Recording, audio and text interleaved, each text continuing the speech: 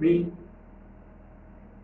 सद्गुरू शैलेजा उमाकांत कामत आणि तुम्ही पाहतात माझा political channel times of Maharashtra.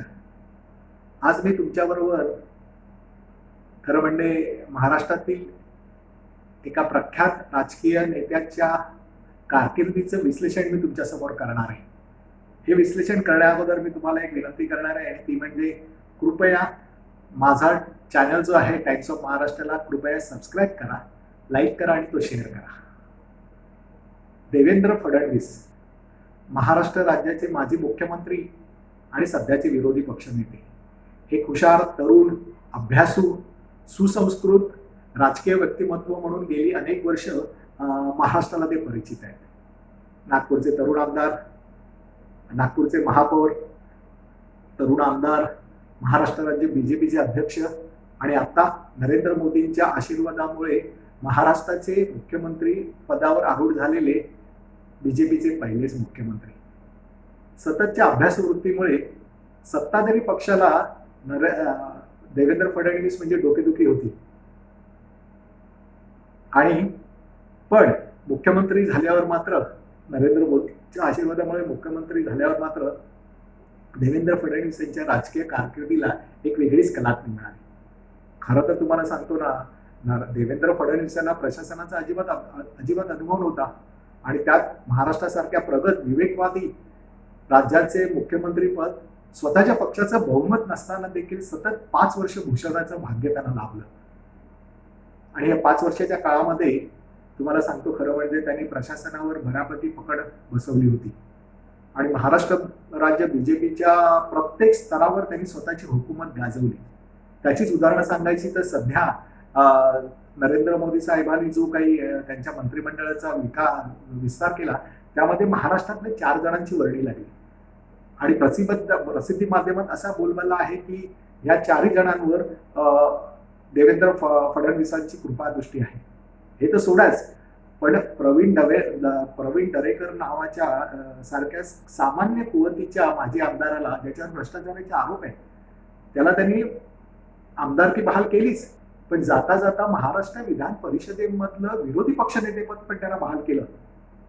या दोन्ही गोष्टीतनं एक गोष्ट स्पष्ट होते की त्यांची अजूनही मुख्यमंत्रीपद गेल्यावर देखील महाराष्ट्र राज्य बीजेपीच्या प्रत्येक स्तरावर त्यांचा दरार आहे, त्यांची हुकूमत आहे.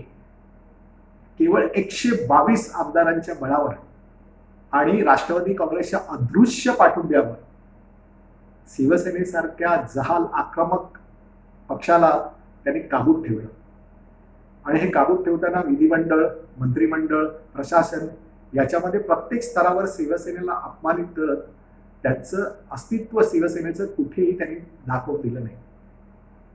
विधिमंडळ, भारतीय जनता पक्षाचं विधिमंडळ, प्रशासन, मंत्रिमंडळ आणि प्रसिद्धी माध्यमात देवेंद्र फडणवीस यांनी एकमेव नाव तळपत ठेवलं, ते म्हणजे देवेंद्र फडणवीस.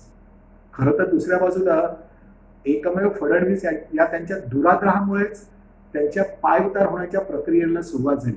कसं ते बघा आता. याची सुरुवात माझ्या अंदाजाप्रमाणे खडसे प्रकरणातून झाली. खडसेंच्या जमीन व्यवहाराच्या संदर्भातले सगळे पेपर मुख्यमंत्री कार्यालयातूनच प्रसिद्धी माध्यमांमध्ये पोहोचले असा बोलबाला त्या काळामध्ये होता.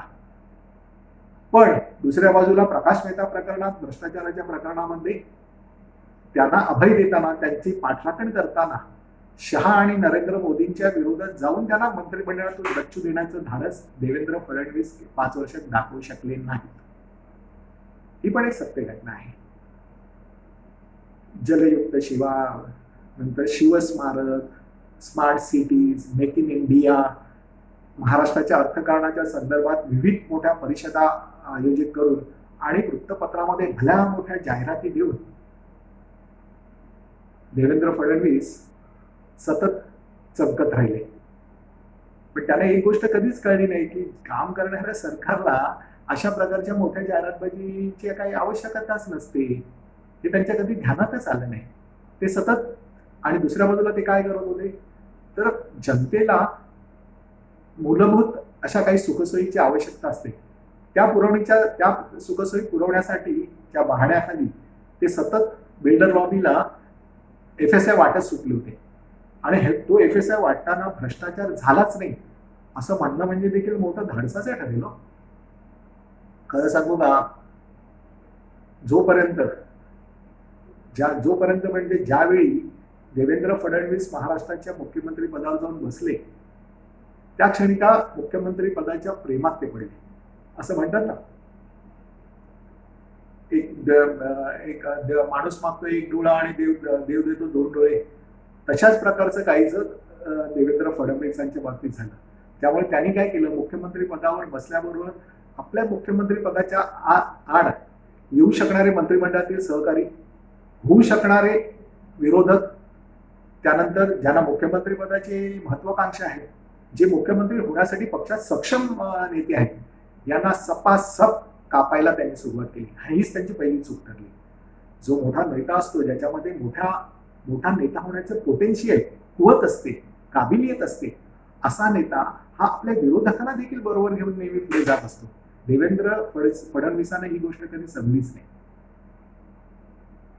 विनोद तावडे काय, पंकजा मुंडे काय, एकनाथ खडसे काय, मुनगंटीवार काय, या सर्वांना ते सतत कापतच गेले.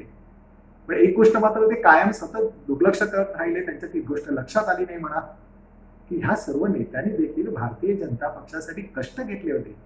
भारतीय जनता पक्षाला सत्तेच्या दारात नेऊन उभं करण्यापर्यंत ह्यांचा देखील वाटा होता आणि आहे. पण देवेंद्र फडणवीसांनी या गोष्टीकडे पूर्ण दुर्लक्ष केलं आणि एकमेव फडणवीस हा दुराग्रह त्यांनी ठेवला.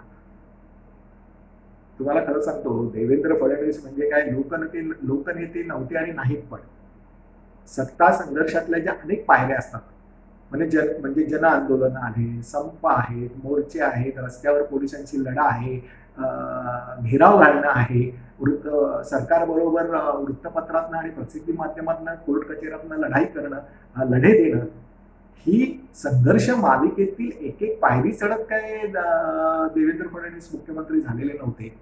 ते केवळ नरेंद्र मोदींच्या आशीर्वादामुळे मुख्यमंत्री झाले. या गोष्टीकडे त्यांनी पूर्णपणे दुर्लक्षच केलं.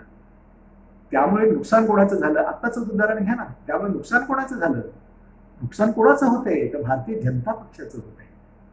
सत्तेपुढे कोणाचं काही चालत नाही. या नियमाला धरून देवेंद्र फडणवीसांच्या मंत्रिमंडळातील किंवा महाराष्ट्र राज्य BJP मधील त्यांचे विरोधक मूग गिळून मुक्याचा मार खात होते. आणि दुसऱ्या बाजूला विजयाच्या उन्मादामध्ये देवेंद्र फडणवीस मगरुजीची एक एक पायरी चढत होते. त्यांचं कोणाकडे लक्षच नव्हतं. ही गोष्ट कितपर्यंत ठीक होती, तर जोपर्यंत नरेंद्र मोदी त्यांच्या पाठीशी फुल फॉर्म मध्ये उभे आहेत, तोपर्यंत त्यांचं महाराष्ट्र राज्य भारतीय जनता पक्षातील विरोधकांशी, त्यांच्या सहकाऱ्यांशी जमत नाहीये, पटत नाही, हे तोपर्यंत ठीक होते. पण हे करत असताना शिवसेनेसारख्या झाल आक्रमक हिंदुत्ववादी पक्षाशी ते ज्या प्रकारे वागले, तो प्रकार मात्र भयानकच होता. आणि त्याची फार मोठी प्रचंड मोठी राजकीय किंमत त्याला द्यावी लागली. माझ्या अंदाजाप्रमाणे मला असं वाटतं ना नेहमी, की देवेंद्र फडणवीसांना सर्वात मोठी राजकीय किंमत कुठे द्यावी लागली, तर मला वाटतं की त्यांना ठाकरे अजिबात कळले नाही. सत्तेपुढे काही चालत नाही हो, पण ठाकरेंपुढे काहीच चालत नाही. हे राजकारण देवेंद्र फडणवीसांच्या समजण्या पलीकडचं राजकारण त्यांना कधी कळलंच नाही. आणि सर्वात मुख्य म्हणजे त्याची मोठी राजकीय किंमत त्यांना आपलं मुख्यमंत्री पद गमावून द्यावी लागली. मला नेहमी वाटतं काय माहितीये, तुम्हाला खरं सांगतो, की देवेंद्र फडणवीसांनाच काय, त्या नरेंद्र मोदी आणि अमित शहा यांना देखील ठाकरे काय चीज आहे आज तर काही कळलेली नाही. ठाकरे जाऊन जेव्हा पंतप्रधान पदावर बसतील आणि लाल किल्ल्यावरनं भारतीय जनसमुदायाला संबोधित करतील ना, तेव्हा कदाचित त्यांना कळेल ठाकरे काय चीज आहे. देवेंद्र फडणवीसांना महाराष्ट्रातील शेतकऱ्यांच्या समस्या, दुःख समजली नाही. त्यांना कामगार वर्गाच्या वेदना समजल्या नाहीत. त्यांना कधीही कापसाचं आणि साखरेचं आणि तेलाचं राजकारण कधी समजलंच नाही. ते समजून घेण्याचा त्यांनी प्रयत्न केला असंही कधी वाटलं नाही. नाही म्हणाला मराठा आंदोलन झालं, त्यानंतर मराठांचं आंदोलन झालं, त्याला ते चांगल्या रीतीने सामोरं गेले, त्यांनी तिथे समझोता केला. पण हे करत असताना मंत्रिमंडळातील सर्व सदस्य एकमुखाने त्यांच्या पाठीशी आहेत, भक्कम पाठिंबा त्यांना आहेत असं कधी वाटलं नाही. ही सर्व प्रकरणं हाताळताना देवेंद्र फडणवीस मंत्रिमंडळात आणि पक्षात एकटे याची सतत जाणीव जनसमुदायाला होतच होती, प्रसारमाध्यमांना होतच होती. देवेंद्र फडणवीस यांना ठाकरे समजले नाही, महाराष्ट्राचं राजकारण त्यांना शेतकरी समजला नाही, त्यांना कामगार समजला नाही, इथपर्यंत ठीक आहे. पण त्यांना महाराष्ट्राच्या आर्थिक सामाजिक समस्या देखील समजल्या नाही, हे फार दुःखदायक आहे, फारच दुःखदायक आहे. आणि सर्वात महत्वाची गोष्ट म्हणजे काय माहिती का, महाराष्ट्राचा म्हणून जो काही स्वाभिमान आहे, दिल्लीमध्ये म्हणा की कुठे महाराष्ट्राचा जो अलौकिक इतिहास आहे, तो जो काय महाराष्ट्राचा स्वाभिमान आहे, तो स्वाभिमान तो नरेंद्र मोदी आणि अमित शहाना ते कधी दाखवू शकले नाही, भक्कमपणे त्यांच्याकडे मांडू शकले नाही. इंटरनॅशनल फायनान्शियल सर्व्हिसेस सेंटर जे मुंबईत होणार होतं, 2 अहवालातल्या तज्ज्ञांनी रेकमेंड केल्यानंतर त्याचं स्थलांतर अहमदाबादला झालं. त्याला नरेंद्र मोदींना विरोध करायची धैर्य देवेंद्र फडणवीसांना झालं नाही. त्याचप्रकारे बुलेट ट्रेन, ज्याचा महाराष्ट्राला काहीच फायदा होत नाहीये, त्या प्रकल्पाला विरोध करण्याचं धैर्य देखील ते दाखवू शकले नाही. प्रकाश मेहतांच्या भ्रष्टाचाराच्या प्रकरणामध्ये प्रकाश मेहतांना मंत्रिमंडळातून डच्चू देण्याचं धैर्य ते दाखवू शकले नाही. काय केलं म्हणजे त्यांनी काहीच केलं नाही असं नाहीये. जे आज मुंबई शहरावर, ठाणा शहरावर जे मेट्रो किंवा नागपूरमध्ये जे मेट्रोचं जाळं उघडण्याचं काम आहे, ती कल्पना आणि त्याचं एक्झिक्युशन वर त्यांनी फार मोठी मेहनत घेतली, फार मोठा फोकस ठेवून त्यांनी ते सगळे प्रोजेक्ट अप्रूव्ह करून घेतले. पण त्याच वेळेला विरोधी पक्ष नेते झाल्याबरोबर मात्र त्यांनी त्याच्याकडे दुर्लक्षच केलं. इनफॅक्ट मेट्रो प्रकल्पाच्या कामामध्ये खोडा घालण्याचं काम त्यांनी केलं. आता पेंडेमिकच्या काळामध्ये व्यापारी लोक रस्त्यावर उतरले, त्यांची जी काही संघटना आहे ती संघटना म्हणजे बीजेपीचा लक्षात. ते कोविडचे सगळे नियम धाब्यावर बसवून सगळ्या नव्या जणांसह अखंड महाराष्ट्राचे दौरे काढून काय साधतायत. त्यामुळे देवेंद्र फडणवीस एकेकाळी त्यांच्या 5 वर्षाच्या काळामध्ये, तुम्हाला मनापासून सांगतो, भारतीय जनता पक्षाच्या केंद्रीय स्तरावर देवेंद्र फडणवीस यांच्याकडे भावी पंतप्रधान म्हणून बघितलं जात होतं. पण विरोधी पक्ष नेते झाल्यावर, सत्ता गेल्यानंतर मात्र ते कधीही ठाकरे ठक्क्यांना आज तक सावरलेलेच नाही. त्यांच्या वागण्यात, बोलण्यात, मुखात, ओठावर, त्यांच्या देहबोलीतनं मुख्यमंत्रीपद गेल्याचं सतत जाणवते की आपलं मुख्यमंत्री गेल्याचं दुःख त्यांच्या चेहऱ्यावर सतत दिसत असतं. कळले. त्यामुळे ती जी विरोधी पक्षनेता म्हणून जी राजकीय प्रगल्भता दाखवावी लागते, ते आजपर्यंत ते कधी एस्टॅब्लिश किंवा सिद्ध करून दाखवू शकलेले नाही. रडीचे डाव खेळतायत आणि त्यालाच ते राजकीय डाव समजतायत. आणि सर्वात हास्यास्पद गोष्ट म्हणजे काय, त्यांची पत्नी फार सुशिक्षित आहे, फार मोठ्या पदावर काम पण करते, तर तिला त्यांनी त्याच्यामध्ये ओढून, स्वतःच्या पत्नीला त्यामध्ये ओढून ती दर काही काळाने अचकट बिचकट काहीतरी ट्विट्स करत असते.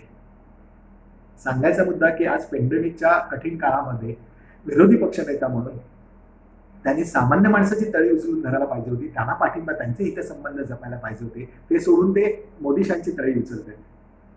त्यामुळे भावी पंतप्रधान म्हणून ते एका लेवलला जे गेले होते ते गडगडत खाली आले.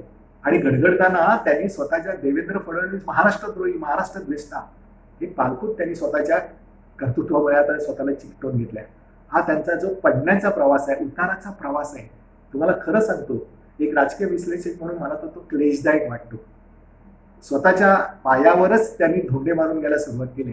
त्याचं उदाहरण मी तुम्हाला सांगितलं की एकतर एका बाजूला ओबीसीची जी राजकीय मतपेटी आहे बीजेपीची, त्यातल्या प्रमुख नेत्यांना सपासप बाजूला करायचं, त्यांच्याकडे दुर्लक्ष करायचं आणि त्यांना पक्षातनं घालवण्याचे प्रयत्न करायचे.